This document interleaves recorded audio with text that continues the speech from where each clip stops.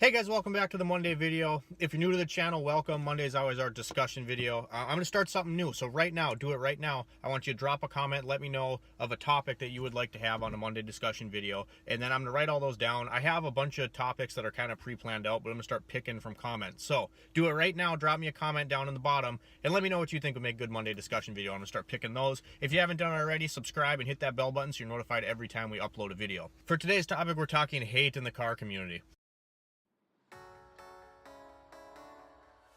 All right, so this is something that I feel like this topic is addressed a lot, but I personally don't ever think that it's quite addressed the right way. Yes, and anything you do, you guys, anytime you do anything in your life, not everyone is going to like what you do, and you just kind of got to get a thick skin and get over it. And in today's world, it seems like everybody's offended by everything and nobody has a thick skin anymore. So that's the first thing you got to do, is realize that when you go into this, there are so many different opinions to be had in the car community and so many different styles and little niches within the community that you're gonna piss someone off. I mean, everyone has their own opinion, so you're never gonna please anyone. That's why you do it for you. You don't build a car, you don't get into this, you don't get into cars because you're doing it for someone else. You do it for you. Don't do it for anyone else, because you'll never make everyone happy. So as long as you're happy with it, who cares? And so it's going to be hard because there's so many different things that are opinionated. For example, if you ask people, age-old question, right?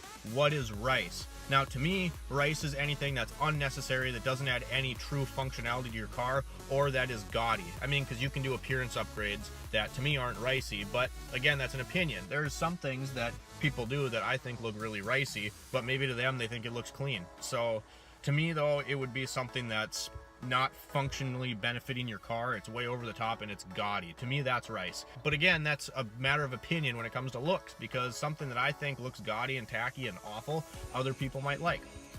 But I think that a large part of this hate in the car community is, one, driven by ignorance, when people don't know what they're talking about. If you don't know something, just admit that you don't know it and try to learn from other people. Don't just act like you know something. Of course, then people are going to give you shit. You don't know what you're talking about, and when people do that, it's very, very obvious right away that they don't know what they're talking about. So don't do that. If you just admit when you don't know something and go to learn, you're not going to get any crap. But I think that largely hate in the car community is fabricated. I think it's fabricated a lot on social media. I can tell you what, you guys, the two cars that I frequented most car meets that I ever went to with, Cars and Coffee, all that kind of stuff, was a 90 B2200 that was slammed on its nuts and a 98 SN95 convertible GT. So two cars that really were nothing special. So if anyone was going to get hated on at a car meet, it was me and my slow-ass little pickup, or my SN95 Mustang, which is nothing special at all. So, and I didn't once get any hate at a car meet. I really didn't. I think social media drives and sort of fabricates this idea that we have an issue that we really don't even have.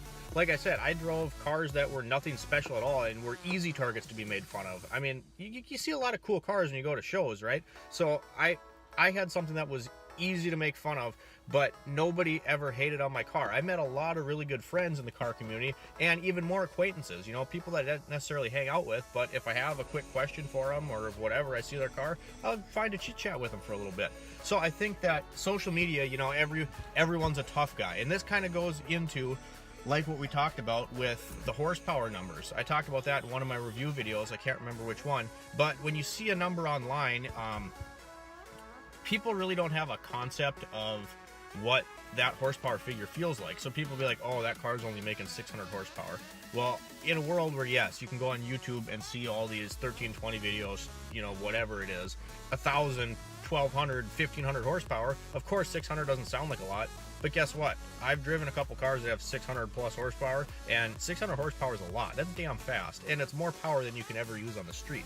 My point being, though, that it kind of falsifies power, right? Social media, online, YouTube, all that stuff. It falsifies it because everyone can just see something online, but they're not experiencing it. Same goes with this hate that we see in the car community. Everyone's a tough guy on the internet where they have nowhere to back it up. You know, a lot of these people that are hating on your videos, hating on your content, hating on your Instagram posts, hating on your car, you know, they probably don't even have a car besides their daily driver. And not that that's a problem, but they're just internet tough guys. And I mean, it happens to me all the time, you guys. On a few of my videos that have more views, some of the first reviews I did, you know, obviously I don't claim to be a filmmaker. My videos aren't like professional quality, but there's a few comments on there that are just nasty on a few of my videos, and I really could give a shit less, because those people might never watch my videos again, and they really got nothing better to do. Because I'm gonna tell you what, right now, I follow a lot of car channels and content on YouTube, and there's some of it where sometimes I'm just like, oh my god. But you know what, I never have once ever left a hateful comment on somebody's video, because it's just not, it's unnecessary. Yeah, maybe they don't know what they're talking about, maybe something they said was stupid, but why do I have to go out of my way to make them feel worse? The problem is, it's super easy to do. Anyone can go be a dick on the internet, and it's just super easy. Boop, boop, boop, send, or boop, enter, and they posted something, and like I said, they're not in your face, they're not there in person, so they can say whatever they want, and it's just, and it's that easy for them to do that and hide behind a computer. And you get a lot of the, oh, my sister's brother's cousin-in-law has a Lamborghini that's way better than your, yeah, of course they do, because again, it's the internet. I really think it creates this falsified sense that we have this huge issue with hate in the car community, when in reality, we have an issue on social media, and we've always had an issue on social media. Social media can be a great thing, but it can also be very destructive. But I've been to countless car shows, countless Cars and Coffees, and I've never once gotten in an altercation where somebody's just a total asshole. Most of those people, even if you got nothing special, you know how many people came up and talked to me about my Mazda pickup, and even my Mustang when I had that. They wouldn't necessarily talk to me about the car, but they'd come up and, hey, what's up, how you doing, where do you work, what other cars do you have, what cars do you want, what do you want to do to this car?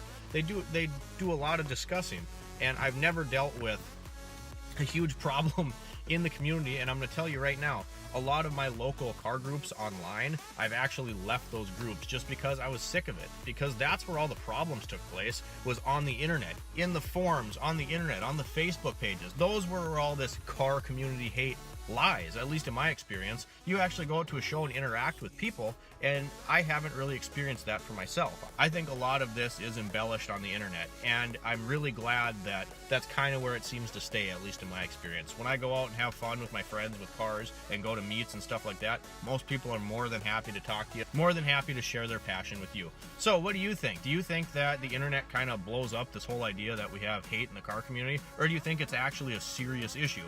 Drop a comment down below, let me know what you think. Like I said, drop me an idea for a Monday discussion video and I'll add that to my list. Shift, Wrench, Repeat, guys. We upload every Sunday, Monday, and Thursday. Thanks for watching, guys, and I'll see you next time.